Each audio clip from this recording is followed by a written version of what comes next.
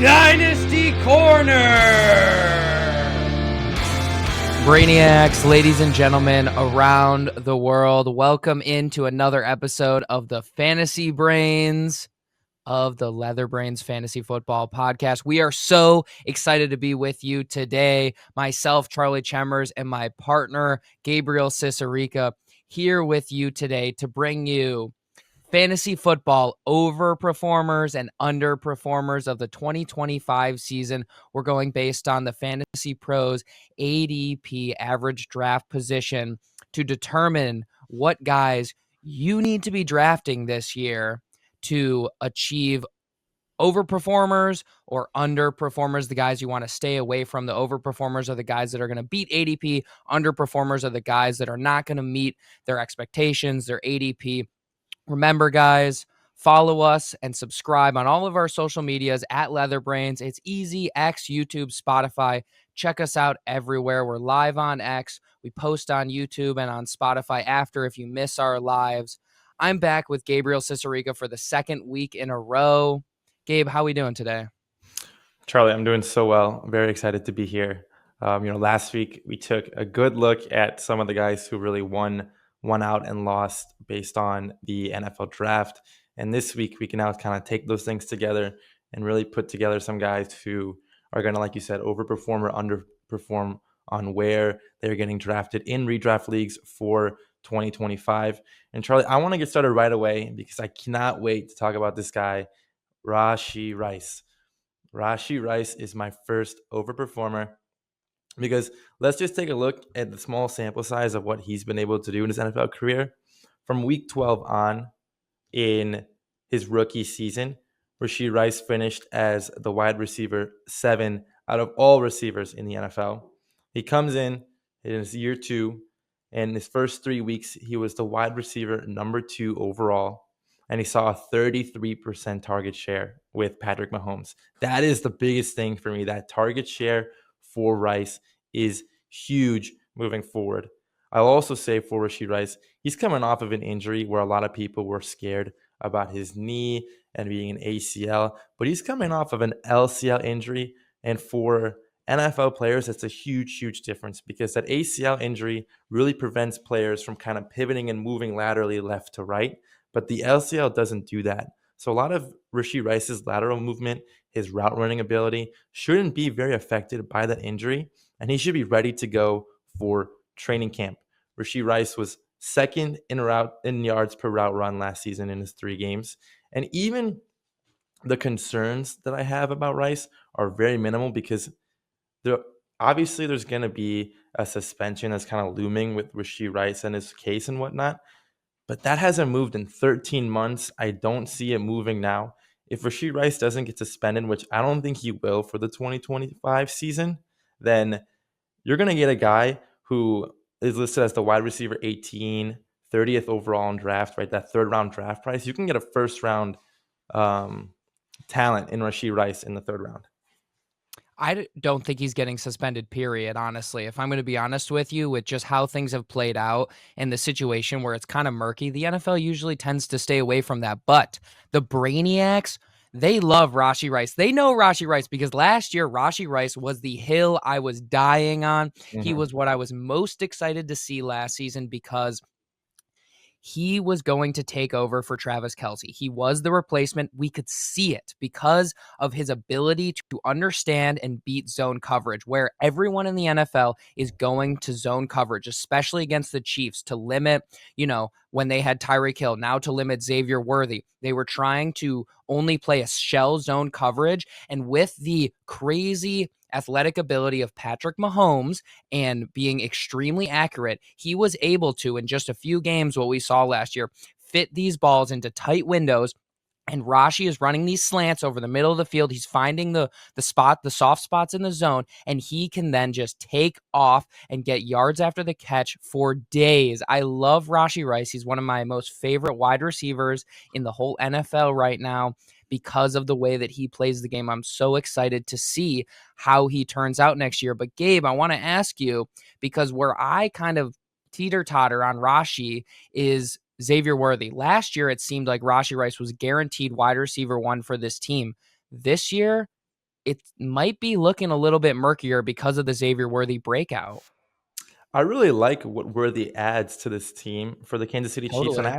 it puts Rashee Rice in a pretty decent position where you can get him at a cheaper price because people are afraid that Xavier Worthy is now going to be that guy in Kansas City, or it's really going to take away things from Rashee Rice. Or I actually think it's the opposite. He may not be better than those first 3 weeks where he was the wide receiver 2, just because, I mean, that's elite production. But Xavier Worthy really broke on late last season, but he only had one wide receiver 1 finish at the end of the year. And people were so concerned about him breaking out and how he's doing so well.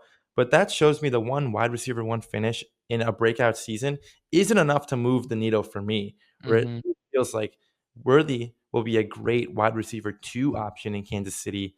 But when Rashee Rice comes back, he is the clear wide receiver 1, because Worthy has never been that wide receiver 1 guy. He wasn't the wide receiver 1 guy in Texas at times. I felt like A.D. Mitchell really had that role in college, and then he comes into the NFL, and he's going to get you something where those short catches, Worthy will be there to kind of get some yards after the catch, and deep balls given his extreme speed.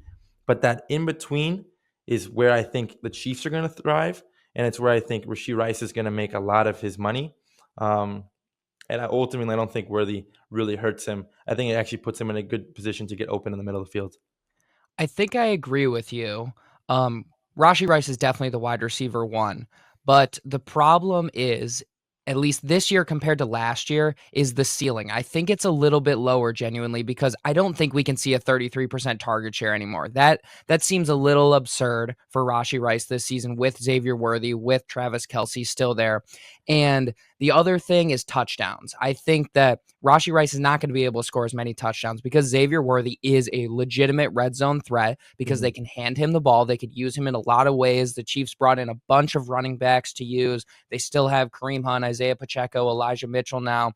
And they still have Travis Kelce, who is obviously the red zone threat potentially. So I'm really excited for what Rashee Rice can do between the 20s, his yak. I think he's still going to get a ton of catches this year, have a bunch of yards. I think he will definitely be a candidate to beat ADP like you're talking about.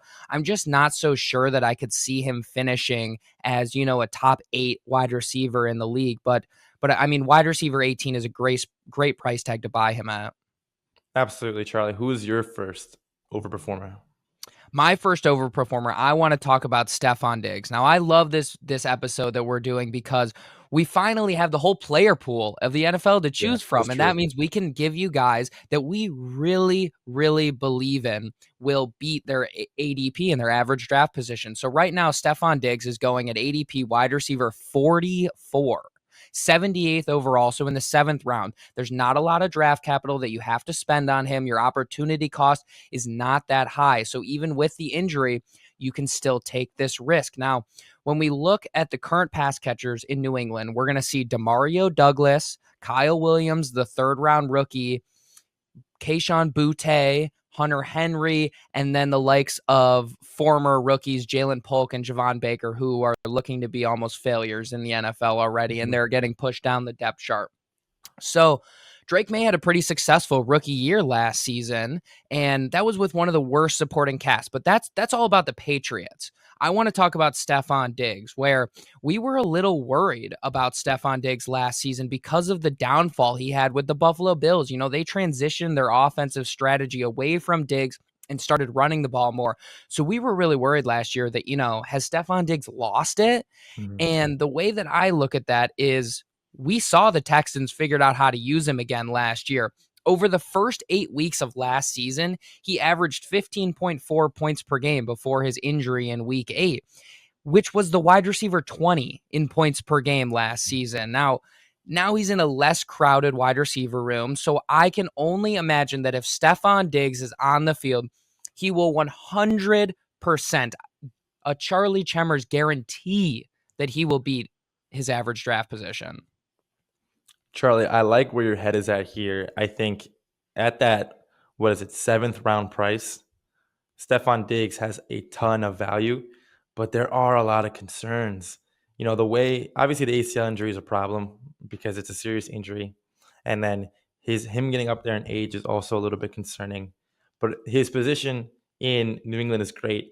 My only concern is the way that the Texans used him last season, where he was a big time touchdown merchant. He was catching touchdowns, and that was a huge catalyst to why he was scoring up the amount of points that he was.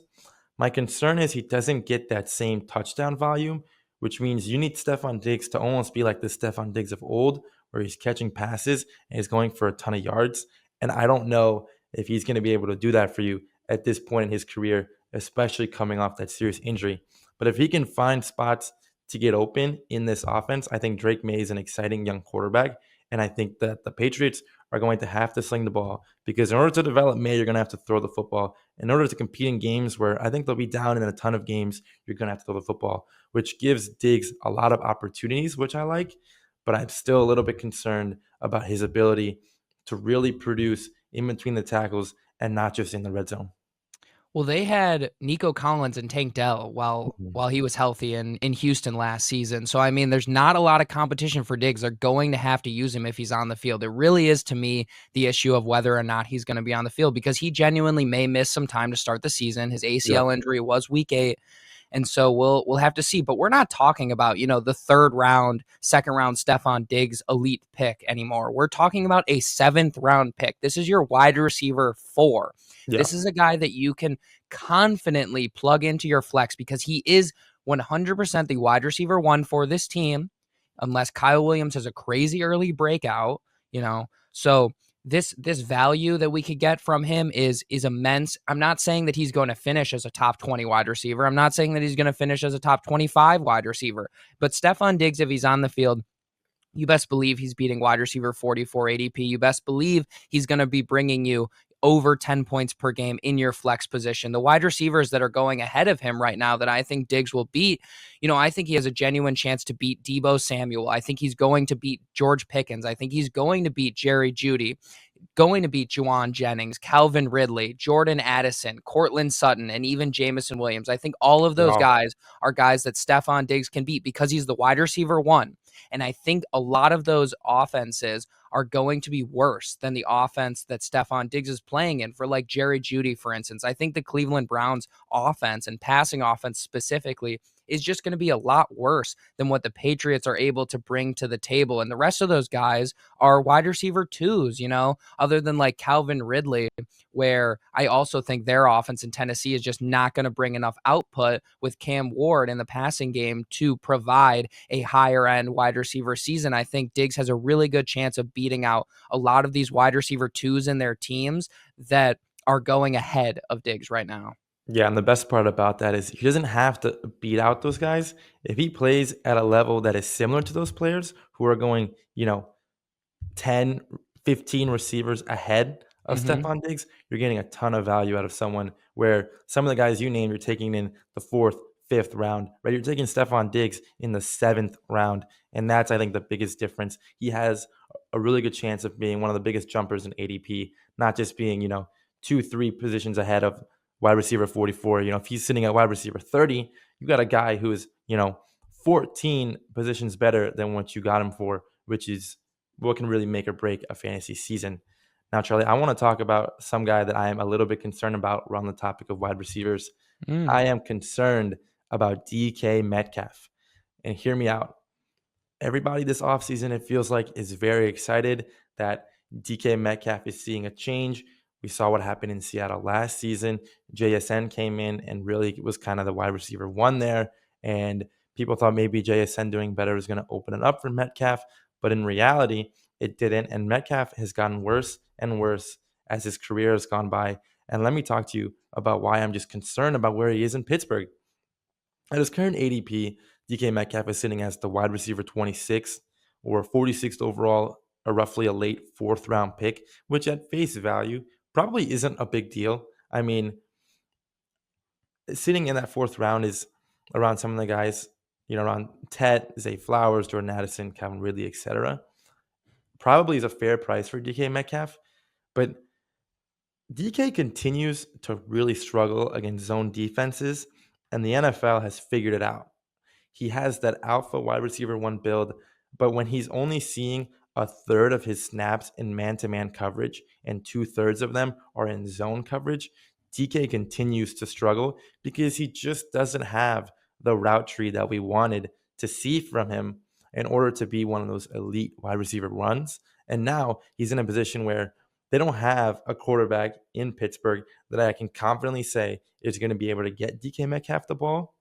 And him having a limit in the weapons around him, I think actually hurts DK a lot because now you have defenses that can just sit in the zone all game. Because who else are you worried about in Pittsburgh? I mean, Fryermuth is an above average tight end who can do some things. Austin had some good moments last season. But at the end of the day, when you're worried about pretty much just DK Metcalf passing the football, it'll be very easy for defenses to move a safety over, put him in the zone defense, and I think Metcalf is really going to struggle. And I think that the Steelers are going to pound the rushing game next year. I think Warren and Johnson are going to come in and be a really big focal point in this offense. I just don't see DK Metcalf getting in at that wide receiver 26 spot. I think he'll be closer to a wide receiver 30, 35 when he only averaged 12.8 points per game. I'd much rather have someone like the rookie Ted in Carolina. I'd rather have Zay Flowers in Baltimore. I'd rather have Chris Godwin coming off an injury in Tampa Bay over someone like DK Metcalf going into next season. Gabe, I'm sorry, but I have to start disagreeing with you here because DK Metcalf is an elite talent. He has elite traits and he has elite capabilities, and we've seen that in Seattle. We saw that as a prospect coming out with his elite speed, and Seattle was a mess. I genuinely think that their passing game, and just with Ryan Grubb and everything that they've been going through, it's been a huge transition since Pete Carroll has left. And so the way that I see DK Metcalf is Pittsburgh spent up for him. They traded for him and then paid the man. And if there's one thing that the Pittsburgh Steelers can do, it's evaluate wide receivers. I look for Roman Wilson to step up more between the on the inside and in the slot. But I think that DK Metcalf has a really good chance of getting a huge target share. And it's very important to understand that if Aaron Rodgers is here, if he's able to come to Pittsburgh, which I think he's going to, because I think they have to be confident that he's going to sign because they didn't draft a quarterback. I think that DK Metcalf has a great chance of getting those back shoulder balls from Aaron Rodgers, who's a really accurate quarterback, which is what DK needs, who can throw the ball deep to DK, let him go up and get it. I'm really confident that they're going to evaluate this correctly in DK Metcalf because they traded George Pickens, a wide receiver who was similar to DK Metcalf in a lot of ways and with a lot of traits. And they said, we don't want you anymore, Pickens. You're a head case. We think we can get a better wide receiver with the same or more money and a pick. And we're going to go out there and spend up and get DK Metcalf. I like what you're saying about, I know they're going to run the ball. I mean, it's the Steelers. They're going to pound the rock. But they're going to be a good team. If they have Aaron Rodgers, they're going to throw the ball. And I think DK Metcalf has a really good chance to kind of meet ADP. And with him being the for sure wide receiver one in this offense, I kind of see it as really difficult for him to underperform like you're talking about because he's going to see so many targets no matter who's at quarterback. I just think we're seeing the same thing as what people were saying about George Pickens last year, and then he clearly went and underperformed. But that Like was it's Russell almost Wilson and Justin Fields and George sure, Pickens, George Pickens is not as good, and the quarterbacks were not nearly as good as Aaron Rodgers. but they're gonna run the same route tree and they're gonna get the same result when defenses No, do the same there's thing. no When way. you're relying on DK Metcalf to catch over the shoulder balls. You're relying on him to No, catch DK to run a Metcalf is fade route faster every than single George time. Pickens Sure, he can run faster, but you're relying on the same route tree to get you the same results in a with a very similar better, more offense. accurate quarterback. Hopefully, Look me in the eyes and tell me that Russell Wilson and Justin Fields are more accurate than Aaron Rodgers, who's probably the most accurate quarterback of all time. but we're not talking about 30-year-old Aaron Rodgers. We're talking Aaron about Rodgers was solid last year. Aaron, Him and 41-year-old Aaron Rodgers was able to produce a very solid Garrett Wilson in and in Davante Adams. in a very, and yet they could not find a Elite. way to score touchdowns. They cannot find a way to Because it's the put up points. Jets. Because it's the Yeah, New York Jets. This is the Pittsburgh Steelers we're talking about. Completely different franchises. the Pittsburgh Steelers were winning games solely on the fact that their defense wasn't incompetent. Their offense could not do anything last season That's not all true. They have a year. phenomenal we're talking Russell, about red zone efficiency. We are talking about you were saying there was a lack of red zone efficiency in New York. The Pittsburgh Steelers with Russell Wilson and Justin Fields had some of the best red zone efficiency. That was where they were so good, was but because they they were able barely to made it score. there, Charlie. But they barely made it to the red zone. That But was when the they did, they problem. were able to score because Mike Tomlin is so good. They use their athletes in the best possible ways. I have so much faith in the Pittsburgh Steelers organization that if DK Metcalf doesn't meet ADP, I think that would be surprising. But you have a team that, let's say they get into the red zone maybe 3 to 4 times a game. You're hoping that they might score. They might score 2 touchdowns on offense every single game because they barely make it Don't think into the red that's going zone. to happen. Dude, the Steelers are one of the worst offenses in the NFL last year. They probably averaged around 17 points per game on offense, if I were to Because it guess. was Like, that Russell is so Wilson and Justin low. Fields. But you better hope that they can make it to the red zone with Aaron Rodgers, who is coming off. He's had his terrible injuries. He's been in the NFL for 20 years. Like, I'm not looking at Aaron Rodgers coming into Pittsburgh and being like, oh my gosh, he's the savior. He's going to figure out this offense. This offense with Aaron Rodgers or not will still be mid. The only grace that I have with Aaron Rodgers coming in is that maybe he could get DK Metcalf the ball a little bit more accurately than He's going to Justin Fields and hyper-target Russell him. Wilson. But we'll have to see. I don't see it in Pittsburgh. I don't think this offense is going to get much better. And I think DK is coming in to a position that is not going to benefit him any more than what we saw in Seattle. This is too glum talking about underperformers before we've gotten through all of our overperformers. I want to talk about a different wide receiver. We'll get back to Pittsburgh in a little bit, but right now, my second overperformer is Davante Adams, the newest star wide receiver to the Los Angeles Rams in the Sean McVay system. He's currently going at ADP wide receiver 19, 32nd overall in the third round. This is the cheapest we have ever seen the best wide receiver of our generation in fantasy football. How can you not be all about that? I mean, last year, Davante finished last season wide receiver 11 in points per game, 17.9. Even with getting traded, I mean, midway through the season, like that is ridiculous. He finished as wide receiver 12 while still missing 3 games. Going over the last years, 2023, he finished as wide receiver 12. 2022, he finished as wide receiver 3 overall. 2021, wide receiver 2 overall. I mean, we know what Davante Adams has done. Does it look like Davante Adams has lost it?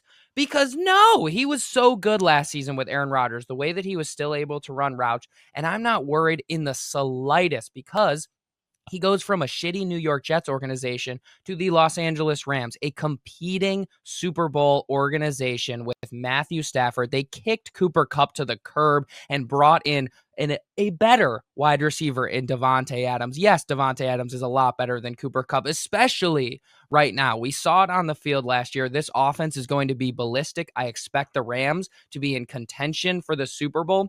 And because he has never been this cheap in fantasy football, I'm ready for him to explode. And I still expect to see him as a wide receiver 1 this season. I still expect him to be a top 12 wide receiver because he has never proven otherwise. Some wide receivers going ahead of him that I think he's going to beat: Terry McLaurin, Marvin Harrison Jr., Tyreek Hill, which will probably be, they might both be up there, but I mean, JSN, I think Seattle is going to be dusty. Like they're going to be, ugh. And then like Garrett Wilson, who he was just competing with and beat out last season again who has Justin Fields now. No freaking way. Oh my God. So I'm excited for Davante this year. Oh, that Garrett Wilson take is terrible, Charlie. But I'm Dude, gonna let that they're slide. gonna throw for like I'm going to let that 2,500 slide. yards. There's no way I'm gonna Justin let that Fields is going to. slide. No Ugh. way. But it's okay because you have to end like that, which is unfortunate because I actually really love your Davante Adams take. Adams is someone that I tried to trade for at the end of last season because I thought he still had that. You can get him at a cheap price, especially in my dynasty leagues. But in redraft, now after he got traded, his spot in Los Angeles is just perfect for Davante Adams. Perfect. It is. It's perfect because he's playing with Matthew Stafford, who is just a certified gunslinger. I mean, Matthew Stafford develops top-tier wide receivers, and Davante Adams has been a top-tier wide receiver for the last 10 seasons. And, say what you want about him slowing down, but he just provides value. And it's almost, obviously they're completely different players, but it kind of reminds me of Travis Kelce in the sense that he just knows how to get open, and he knows. Reminds you of Jerry Rice. Sure. I mean, Jerry Rice and, maybe not Jerry Rice, but He just Davante keeps Adams is going, excellent. dude. Davante's so good. Like, Davante Adams is excellent. I have nothing negative to say about him. He is a excellent wide receiver one, and he comes in Los Angeles where all they're going to do is throw the football. There is no reason why Davante Adams can't finish as a top, 12 to 15 wide receiver this year, like we've seen and they time and both time do again. it. Him And and Puka Nacua.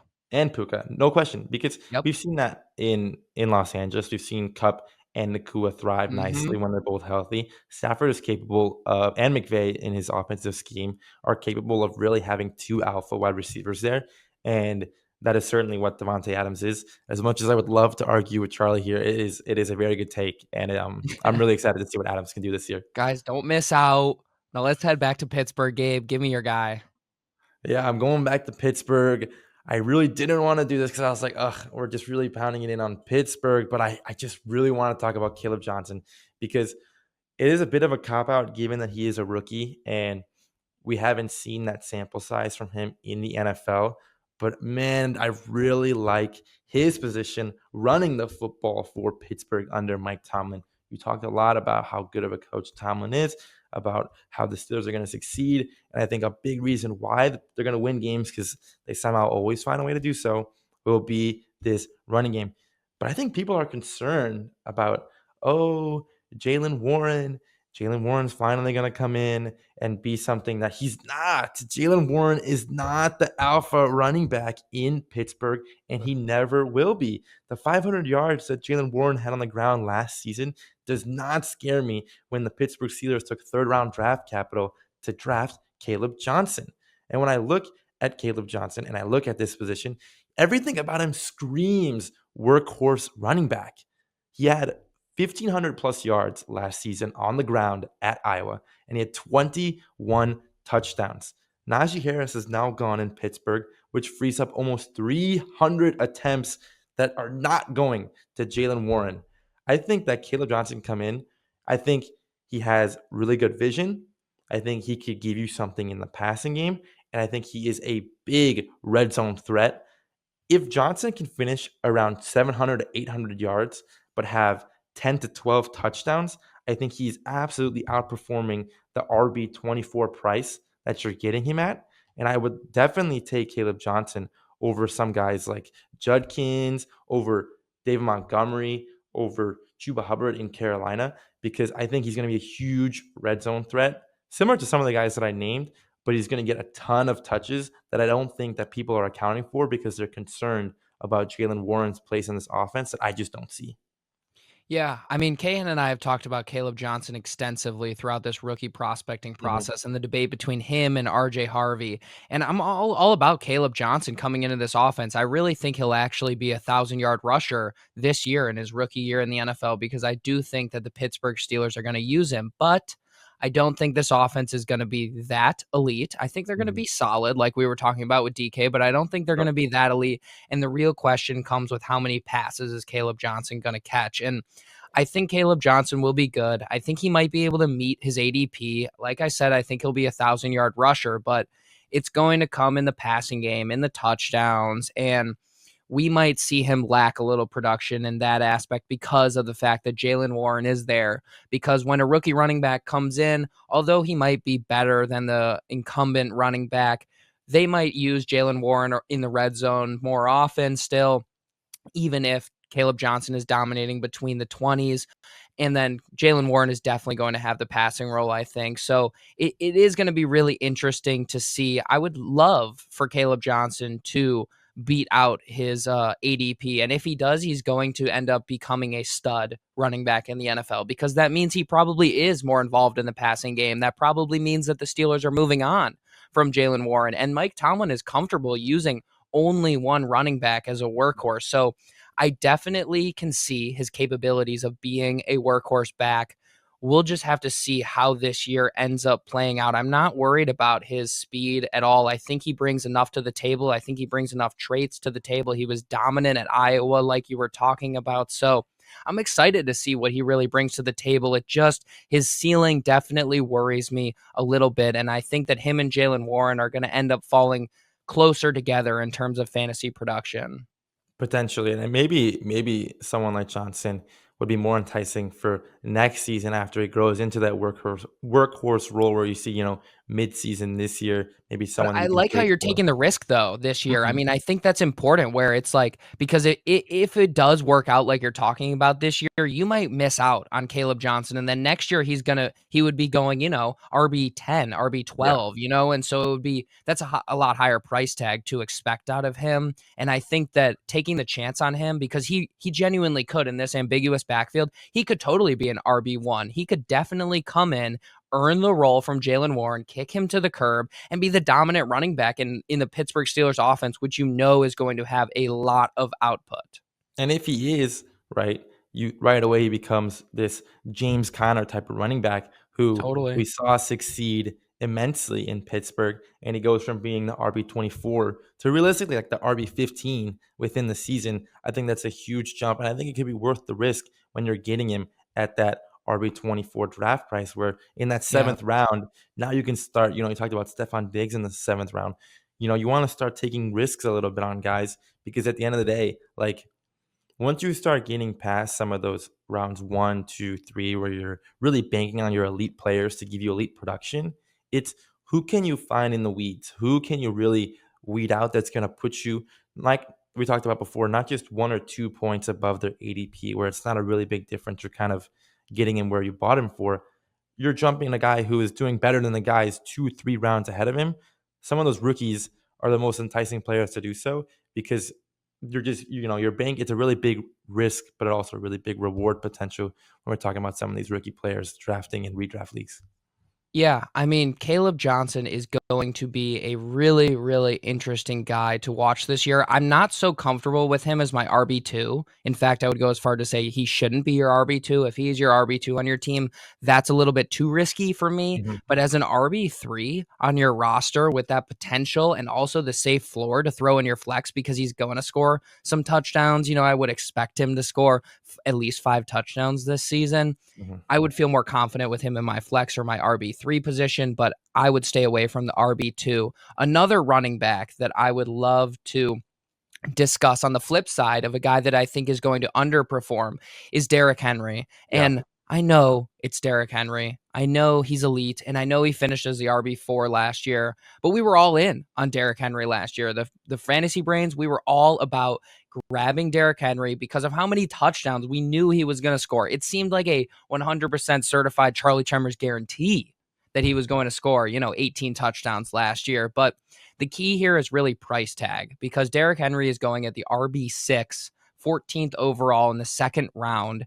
He is right on the turn, and that is a very, very expensive price to pay for a running back that doesn't compete with catching passes. I mean, last year, Bijan Robinson finished ahead of Derrick Henry in fantasy in points.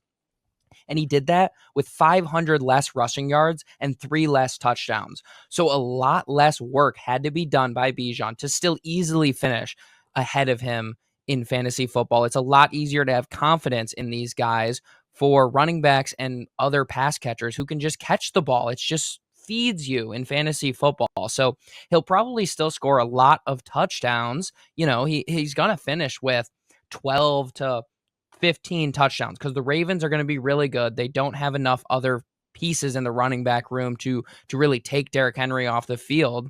So there's a high chance of him busting week in and week out if he doesn't score a touchdown, though. And a lot of it just worries me because of the price tag for Derrick Henry. He's going to be good. He's going to be probably a guaranteed low end RB1, if not high end RB2, but I can't pay that RB6 price tag, especially at 14th overall.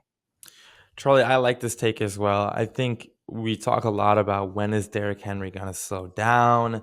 When are we going to see He is something 31. different? And he continues to show that he doesn't really slow down. But there were signs last season, and it's hard Oh, to really convey that, because when you look at his stats, you look at his statistics, you're like, he ended the year rushing for, 160 yards, 140 yards. He had 1,900 rushing yards. Yeah. Where at face value, you're like, what are you talking about, Gabriel? Like, there's no way you can possibly convince me that Derrick Henry's slowing down. But He was in really that good. mid-season point, there was a span where Henry was not putting in the fantasy production that It was fantasy the lack managers of want to see, touchdowns. for the lack of touchdowns. Exactly. You're relying on Derrick Henry to really get into the end zone and break away those big runs. And when he wasn't doing that last season, it was so polarizing, because he went from a 30-point per game scorer to a guy who was getting you 12 to 14 points in Even weeks. less. And that polarization with Henry is what scares me as well, because you're buying him at a price tag where you expect him to get within that 20-point per game margin.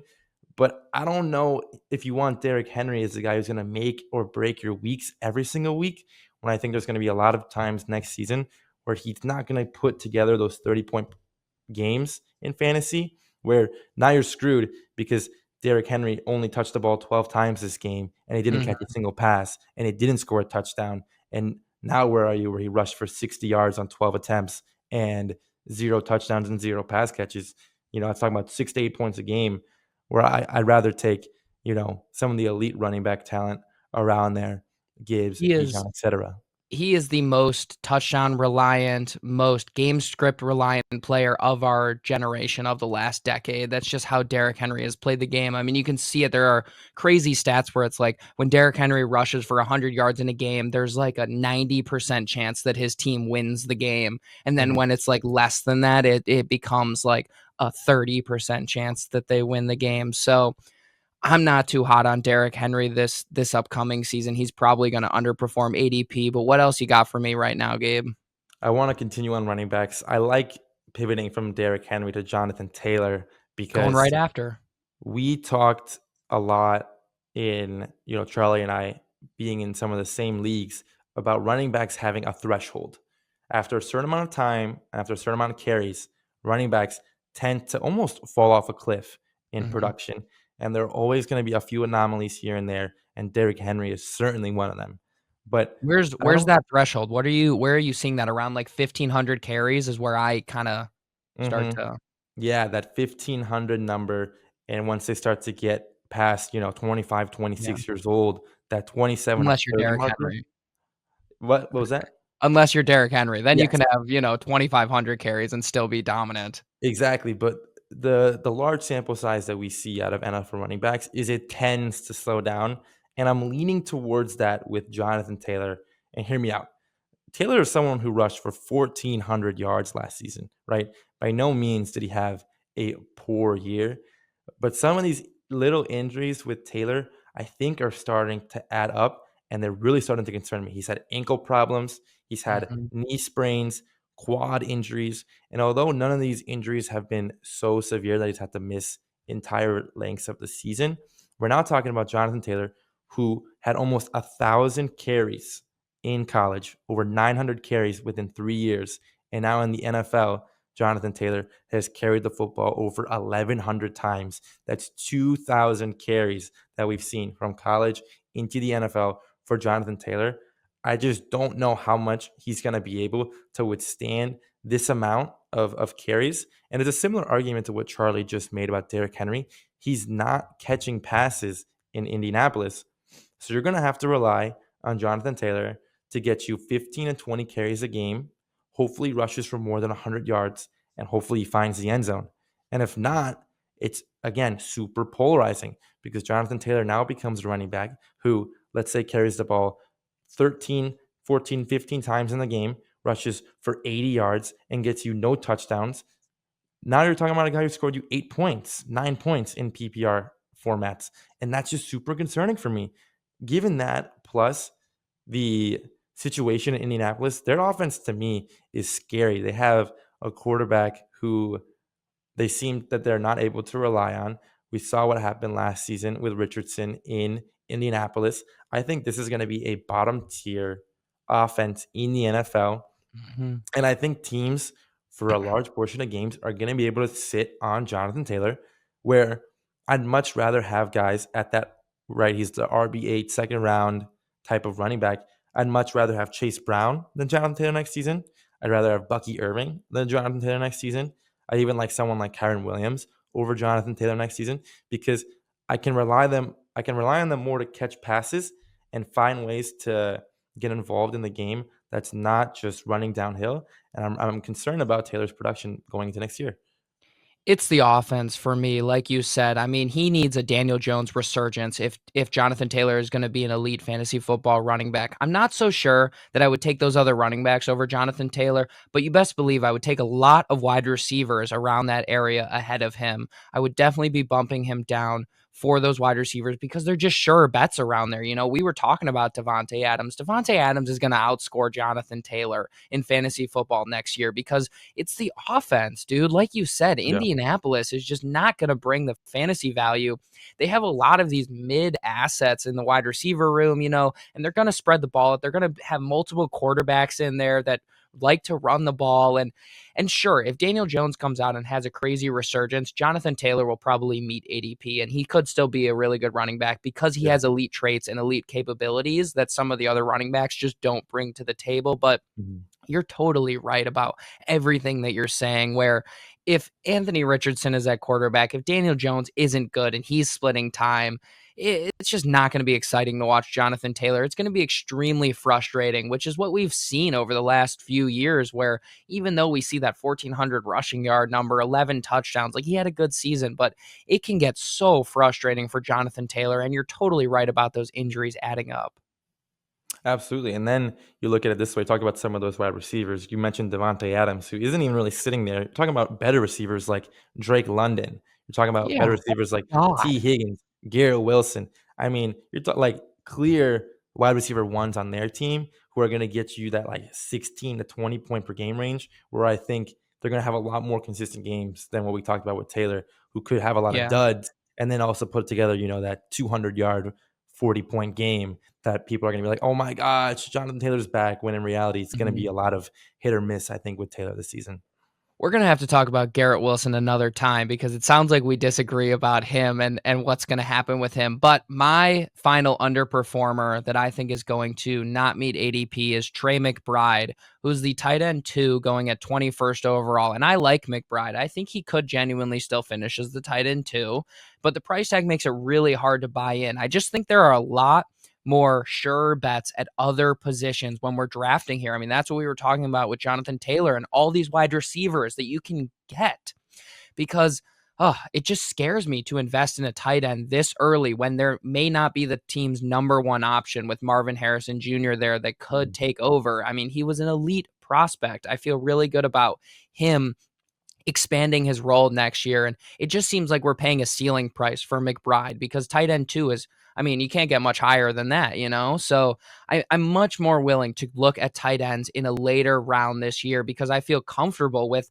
the higher ceilings and okay floors that we've been starting to see from these later guys. You know, last year we had a lot of Jonnu Smith that we talked about. That was a guy Yeah. that Kayan and I really hammered last year as somebody that could outproduce value just because of offensive output and being able to get the tight end the ball. And so, I mean, George Kittle is the tight end 3, and he's going 30 picks later, which is Yeah. just like outrageous to me. Mark Andrews and Evan Ingram are the tight ends 8 and 9, going later than 100th overall. We've got Goddard, Ferg, Pitts, Strange, all these guys that I'm more excited about. Not more excited about than Tre McBride, but that I am excited about that will have a lot of good games next season. And the way that I look at fantasy football and the way that I think the Brainiacs need to be paying attention to this is that an elite fantasy football manager is able to decipher with multiple tight ends on their roster who's going to have a good week and when they're going to have a good week. I'm telling you, Brainiacs, do not waste your early picks this year on trying to go get a sure thing at your tight end position when it takes many years of consistent production to prove yourself to be a top tight end and worthy of that high selection, you know, that we saw out of Travis Kelce, Rob Gronkowski, that we're going to see out of Brock Bowers. I mean, think about like the Sam Laporta experience where he was so elite his rookie season and everyone then decided to buy in and pay that high third round price tag, low second round price tag last year. And then he fell off. And it really is just a necessary thing to have that consistent year in and year out production that we've seen from other guys like a Davante Adams. And I promise you, sorry, there's a lot of 100% certified guarantees from Charlie Chemers today, but this is an exciting episode and we're not talking about too many guys. So I think Davante Adams will 100% outscore Tre McBride this season and will do more for your fantasy team than Tre McBride. Oh, Charlie, this Tre McBride for me is so difficult to kind of. I think there's a lot of factors at play here where I It's actually okay really to like, like him, and I really like your in argument. Dynasty especially, but No, I we got hear to you be honest with ourselves. because I really like your argument. It makes sense, and it's something that each year kind of changed with the tight end. I think when Travis Kelce was producing at such a high level, just really 2, 3 years ago, he was so much better than the It's rest of the worth tight it. ends, where it was, like you said, it was worth drafting him because you're getting so many more points from that spot, right? Because think about Right, it this way, right? compared to your league mates, yeah. Exactly. You're drafting Kelsey, who's scoring hundreds of more points than the next best tight end. Mhm. That margin, you're beating out so many players in your league because your tight end is that much better, and everyone has to play a tight end Right. where it's not We just exactly won't the really same. see that anymore. Yeah, we're not seeing that as much where that elite kind of second round price for McBride is a little bit concerning. And same with a guy like Brock Bowers, in the sense of just as when you look at it at face value, if they're not absolutely destroying the other tight ends that you can wait on, it's really hard to pay that price because you know what you're going to get out of the first and second round running backs and wide receivers. Right? I mean, we But talked about Ingram last week, and week in Mhm. and week out, Ingram could outscore Tre McBride any given week just because of the sheer reception ability. But my concern about this with the McBride take is the volume that we saw from Tre McBride last season while not getting into the end zone. Yeah, that's fair. McBride was catching 9 passes, 10 passes, 11 passes a game for a very large portion of the season where he was hitting you with 10 receptions, 80 yards, no touchdown.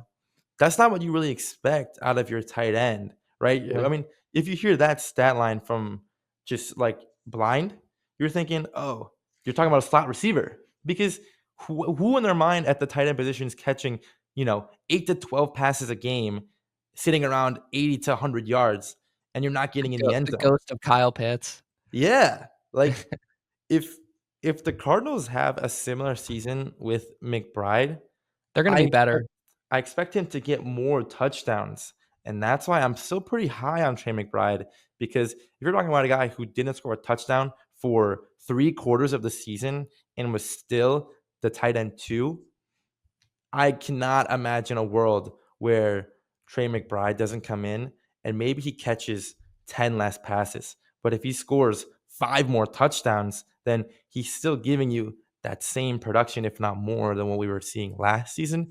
And I don't expect this Cardinals offense to really change a lot from what we saw last year. If anything, I hope they're going to make some improvements because, Marv was kind of, well, whatever pick. He definitely underperformed his ADP last year. And with their running game, which I think is super average, I think McBride is going to be a big focal Mhm. point in this. But I like, Brainiacs, I like what Charlie's saying here. There is definitely some merit behind waiting on that tight end, getting someone you think is a more sure thing. I just do want to push back that I think Tre McBride is a pretty much a sure thing as well this season, where I'm not as afraid of taking him in that second round. I love your pushback, honestly, because there is going to be some positive touchdown regression. If we don't see more touchdowns out of Tre McBride, that would be insane because I think the Cardinals offense is going to be genuinely pretty good this year. Mhm. I think they're going to be able to compete for a playoff spot, and that's going to come with more touchdowns in general and definitely more touchdowns for McBride, more touchdowns for Marv. And so Tre McBride definitely could be an elite asset, but you never know how the NFL doesn't work in, apples and oranges. We're not going to see Tre McBride come in with the exact same amount of catches, the exact same amount of yards, and then automatically more touchdowns. So we'll see how it ends up playing out for a guy like Tre McBride, who's going to be an interesting thing to watch this upcoming season. But Brainiacs, this was a really fun episode. I had a great time with Gabriel Sisarica today, coming in talking about these players. We're really getting into the start of Mhm. this fantasy football draft process over the summer. We looked at a few guys today, and I'm really excited for what we talked about. I think we gave you guys some really good bits of information. Please go out there. Remember to like and subscribe. Check out all of our social media, especially on X. We got things coming out there all day, every day.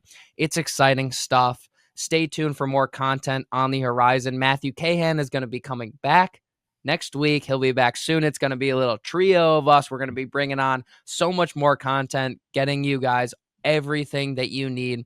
Thanks again for tuning in today. We are out.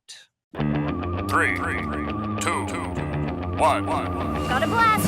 Thanks for checking out the Fantasy Brains. Don't miss next week's episode, Thursday at 6 p.m. Eastern. See you next week, Brainiacs.